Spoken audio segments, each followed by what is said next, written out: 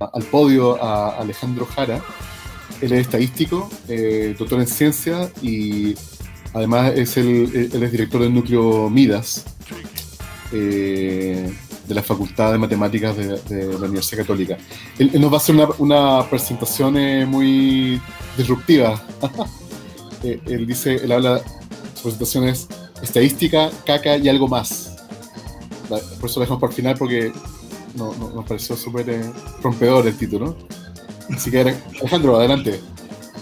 ¿Cómo estás? Bueno, Aldo, muchas gracias por la presentación. En tu nombre quiero agradecer a la instancia. Quiero aprovechar de saludar a todas las personas que hoy nos están viendo y a las personas que van a ver este video en el futuro. Además, me permito estimularlos a que en realidad, si consideran que este tipo de actividades son importantes, apoyen económicamente a la realización de las Noches Nerd. La verdad es que es una instancia fantástica de divulgación de la ciencia que tenemos que agradecer y que tenemos que apoyar para que realmente sigan existiendo. Así que, bueno, los estimulo. Por favor, traten de apoyar esta fantástica instancia. Quiero partir esta especie de conversación con ustedes, donde queremos celebrar ciertamente el Día de las Matemáticas a través de contarles algunas historias, ¿sí?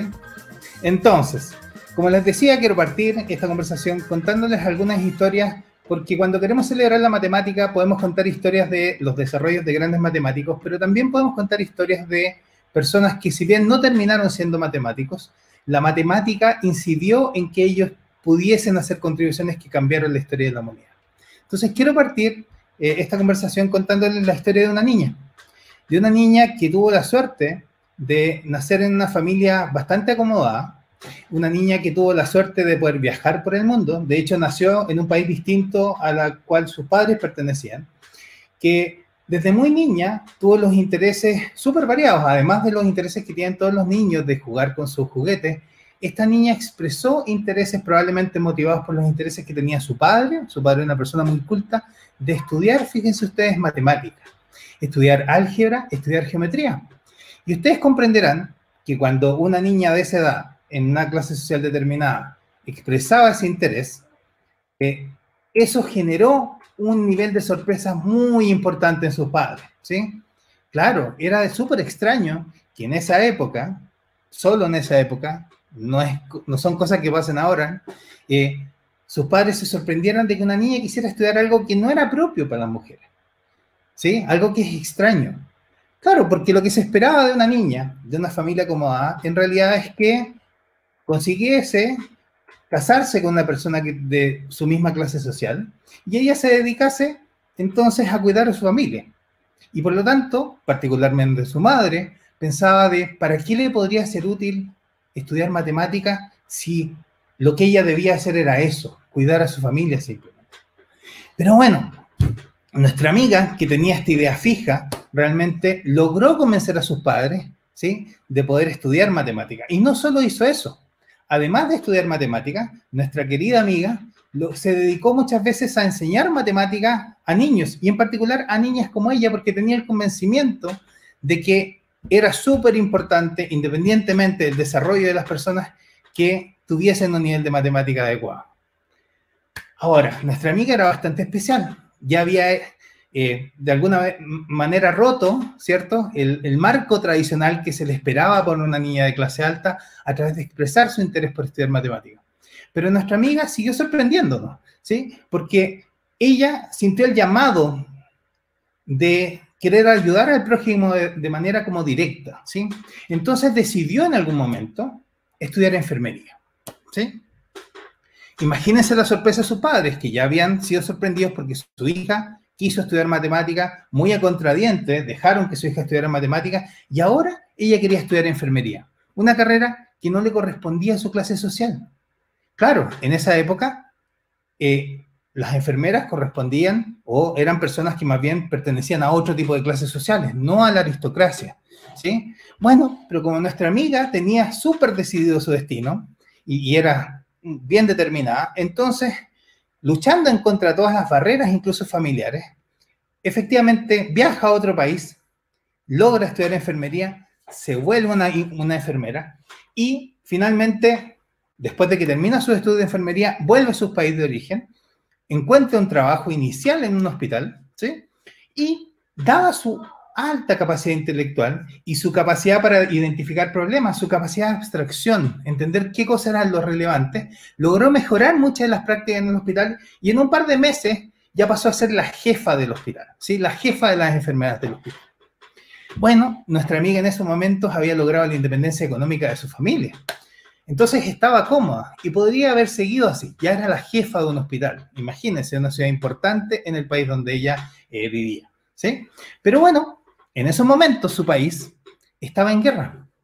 No es raro en este país, además, que siempre está en guerra. Pero en fin, este país estaba en guerra, había iniciado guerras. Y ella escuchaba siempre las noticias de cómo los soldados morían en la guerra. Entonces decidió, ¿sí?, juntar a un grupo de niñas, ¿sí?, enfermeras, con poco entrenamiento, así que fueron entrenadas básicamente con ellas, y viajar, efectivamente, a ayudar a este lugar donde estaba ocurriendo la guerra, a tratar de mejorar la condición de salud de los soldados.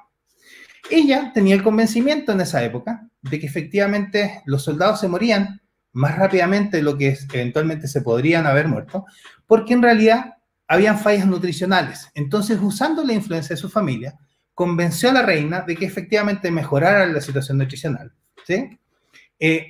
Y eso efectivamente redujo la tasa de mortalidad de una manera bien importante, ¿sí?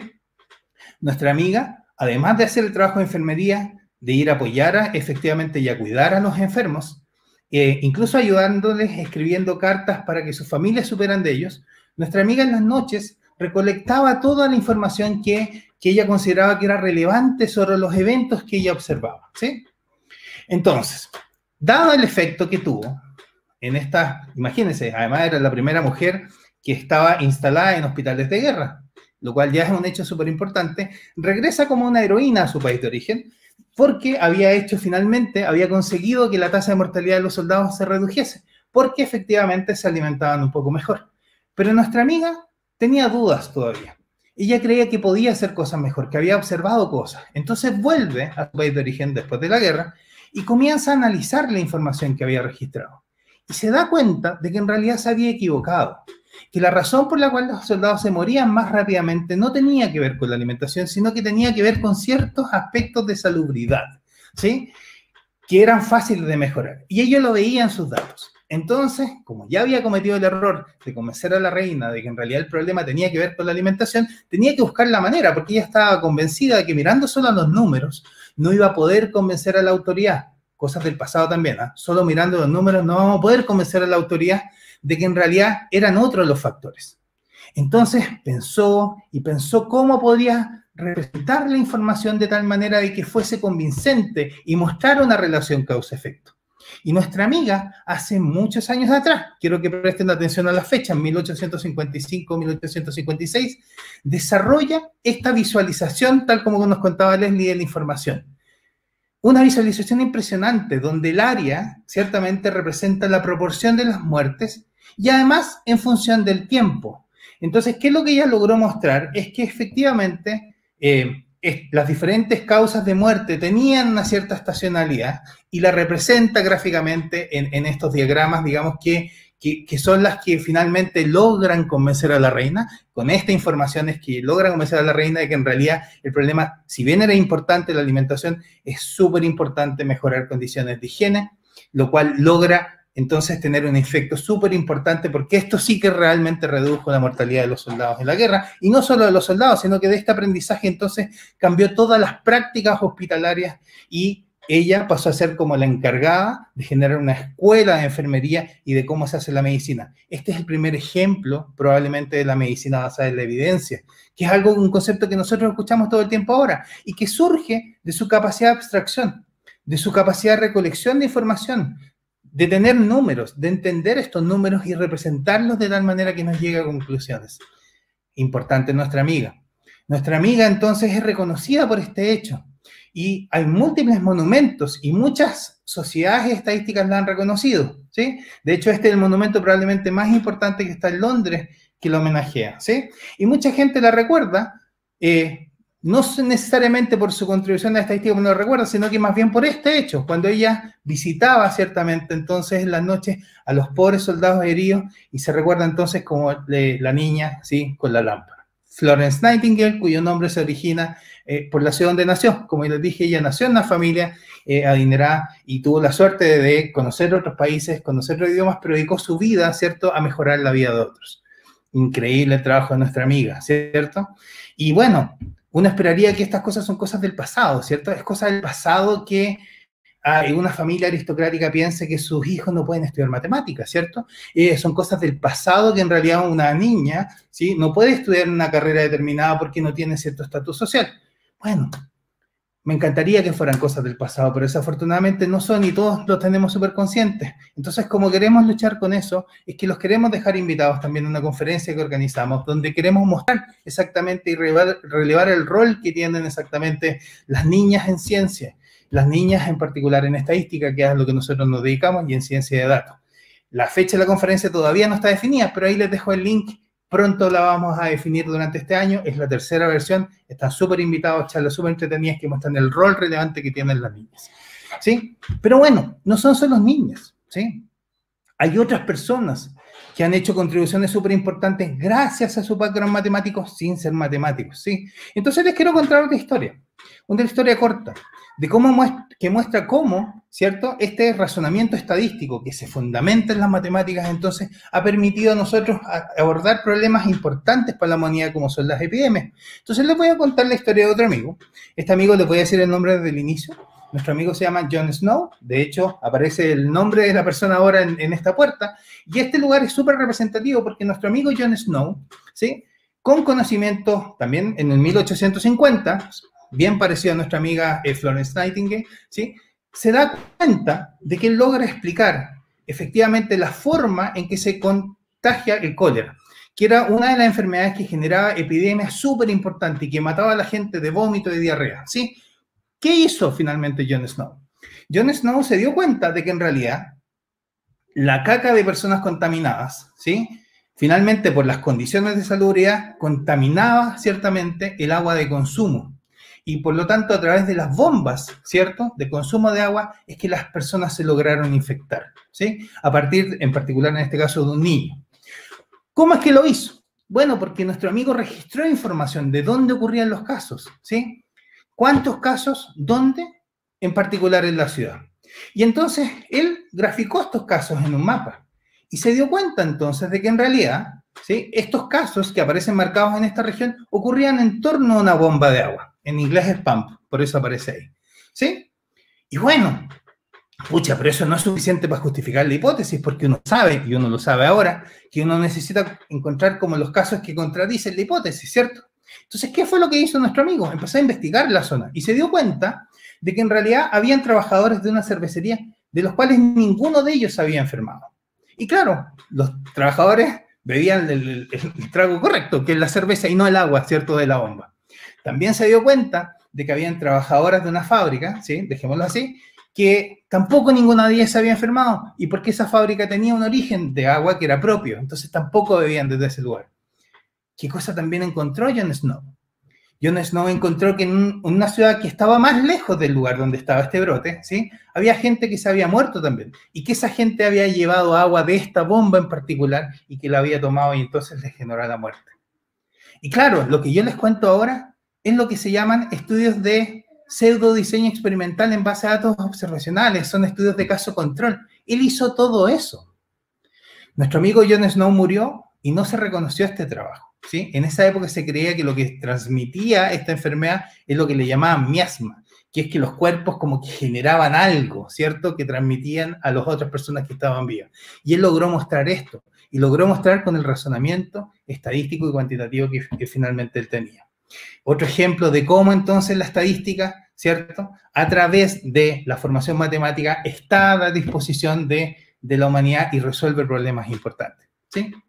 Bueno, ¿existirán ejemplos de esto en nuestro país? Sí, hay algunos. Y a nosotros nos ha tocado estar en alguno de ellos, haciendo contribuciones bien menores. Como ustedes saben, estamos pasando uno de los procesos peores probablemente de la historia de la humanidad, uno de los periodos más malos causados por este virus desgraciado, el virus SARS-CoV-2, ¿cierto? Que genera la pandemia por COVID, conocido por todos, así que no voy a enfatizar mucho más algunos aspectos de este virus, pero todos los trabajos científicos en realidad tratan de determinar qué es lo que lo transmite, cómo se transmite, con qué velocidad se transmite, etcétera, ¿sí?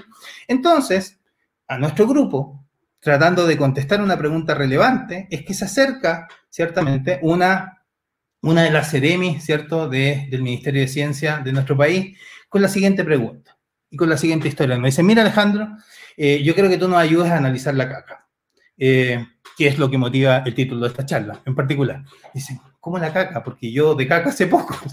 Dice, bueno, no, pues lo que pasa es que tú sabes que está la epidemia por COVID y tú sabes que las personas, cosa que yo no sabía, las personas que tienen COVID y que tienen la enfermedad, entonces empiezan a liberar el virus por la caca antes de por los orificios más estándar por donde se analiza. Por lo tanto, si nosotros logramos pillar el virus en la caca de la gente, podemos adelantarnos a la existencia de brotes. Dije, oye, fantástico. Paulina se llama la persona. Paulina, fantástico. Hagamos eso. ¿Qué es lo que quieres que hagamos? Mira, esta es una foto. Entonces, la red de alcantarillado. Lo único que necesito que me digáis en 20 minutos es cuáles son los puntos, cuáles son las tapas de alcantarillado que yo tengo que destapar para identificar potencialmente brotes de COVID. Bueno, llegamos con la pregunta a nuestro grupo. ¿Por qué llega Paulina a nuestro grupo? Porque nuestro grupo había dedicado parte de su energía a tratar de ayudar, ¿cierto?, al entendimiento de la evolución de la pandemia en Chile. Por ejemplo, tratábamos de determinar, o hemos ayudado para determinar exactamente cuáles son los casos que están ocurriendo hoy, que inician hoy sus síntomas, ¿sí? Porque esa información llega con cierto desfase. Entonces, para tomar decisiones con cierto grado de velocidad, necesitamos saber cuáles son los casos que están ocurriendo hoy en tiempo real. En base a eso, también conocer cuál es la velocidad de expansión de la pandemia, y no solo en el pasado, sino que en los últimos días, ¿sí? Y también determinar, por ejemplo, cuáles son la proporción de personas o la cantidad de personas que, si bien nosotros no la hemos visto infectados, sí se han infectado de acuerdo a otras condiciones que tiene la enfermedad en el país. Y que es súper importante, por ejemplo, para determinar cuándo vamos a alcanzar el efecto rebaño. Entonces, como nuestro centro se había estado dedicando a esto, es que Paulina se acerca con esta pregunta, entonces, simple, y que esperaba la respuesta en 20 minutos, como siempre les ha pasado probablemente a muchos de ustedes que se dedican a hacer esto. Bueno, ahí está Paulina, y ahí está Paulina con miembros del equipo, ¿sí? Está el profesor Mauricio Castro, por ejemplo, José Berchay, y la estrella, dos alumnos de nuestros programas, ¿cierto? Benjamín Rubio y José Babón. Espero haber pronunciado bien el nombre, José, así que me perdonáis si no. Bueno, nos pusimos a trabajar. ¿Cuál era la dificultad? Que bueno, como ustedes saben, la información no siempre se registra bien. Entonces, una red de alcantarillado debiese ser exactamente un grafo, ¿cierto? Donde los puntos empiezan a confluir, ¿sí? Y no debiesen existir puntos de acumulación, pero cuando nosotros analizamos la red, encontramos, ¿cierto?, estos puntos donde hay ciclos, donde la caca no va para ninguna parte. Entonces le presentamos esta información a los responsables y dicen, uy, no, es que hay un error, es que tiene que probablemente un tubo pasa por abajo, otro pasa por arriba, pero no, eso ciertamente no es verdad, porque te imaginas, y los clientes reclamarían, ¿sí? Entonces, bueno, pero no tienen tiempo ni capacidad para revisar esta red completa, así es que la pregunta es más difícil. ¿Qué tapas destapamos sabiendo de que la red no es precisa? ¿Sí? Tomando en cuenta esas consideraciones, entonces, es que proponemos puntos y encontramos puntos que permitan ser puntos de muestreo, digamos, de caca, ¿sí? Literalmente, donde uno va a ir a identificar eventualmente zonas de la población y que sean robustas a estos errores que tiene la red, que son bastantes, ¿sí? Bueno, y eso se volvió realidad. Ahí tiene una foto de algunas autoridades mirando literalmente la caca, de los puntos donde se van a ir a mostrar exactamente para determinar esto, ¿sí? Entonces, de nuevo, la estadística, la matemática al servicio, ¿cierto?, de la humanidad, tratando de mejorar las condiciones de vida. Pero pucha, desafortunadamente, tal como mencionaba Mario al inicio, estas herramientas no solo se usan para cosas buenas, ¿sí? Y hay una de las cosas que Mario mencionaba, en lo cual me gustaría ahondar en algunos aspectos que son levemente diferentes, pero que tienen que ver con lo mismo, y tiene que ver con el negocio de los datos personales, ¿sí? Tiene que ver con el negocio de los datos personales. Nosotros generamos información, esa información a nosotros nos identifica de manera individual. Esa información está siendo utilizada en conjunto con fake news para entonces dirigir eventualmente el resultado de elecciones, ¿cierto? Nos manipula para varias cosas más que nosotros realmente no queremos, ¿sí? Porque efectivamente nosotros entregamos mucha información de manera voluntaria Pero tal como decía Mario, es posible identificar patrones que permiten ir a formas de información o a datos que se inducen a partir de eso, que no son los datos directos, ¿sí? Que nosotros estamos entregando. Yo los invito a ver este documental de Netflix, es largo, pero es entretenido, que muestra exactamente el punto, ¿sí? Entonces, como yo les decía, efectivamente el problema no son tanto los datos que nosotros entregamos voluntarios, a veces no es tanto las interacciones que nosotros tenemos, el punto es que esa información sí permite que otros, los malulos, como Cambridge Analytica, Facebook, Google un poco menos, pero en la misma línea, es que permiten inferir información sobre nosotros y cosas que eventualmente nosotros no queremos que sepan, ¿sí? Y entonces, ¿qué es lo que sucede? Que la gente le tiene miedo a esta pérdida de privacidad, porque literalmente estas empresas nos dejan en pelota, ¿sí? Saben todo de nosotros. Y eso es un problema. Entonces, eso genera que existan líneas talibanas de personas que digan, no, entonces ahora tenemos que cuidar la privacidad, así que los datos personales no tienen que ser utilizados para nada. Y eso rompe todo posible desarrollo tecnológico, porque los datos personales sirven para un montón de cosas buenas. Pueden ser utilizados para cosas malas, pero sirven para cosas buenas, y por lo tanto tenemos que encontrar un súper buen balance, ¿cierto?, entre la privacidad de la información de las personas y el uso correcto de ella. Entonces quiero despedirme de ustedes, junto con agradecer que me hayan escuchado, ¿sí? Con un deseo, y el deseo es súper simple, y es que ojalá, entendiendo todo esto, no tengamos que esperar hasta este día para tener buenas leyes que aseguren el buen uso de nuestros datos personales. Así que muchas gracias de nuevo por haberme escuchado, y espero que hayan encontrado entretenida esta presentación. Muchas gracias, Alejandro. Súper buena la presentación y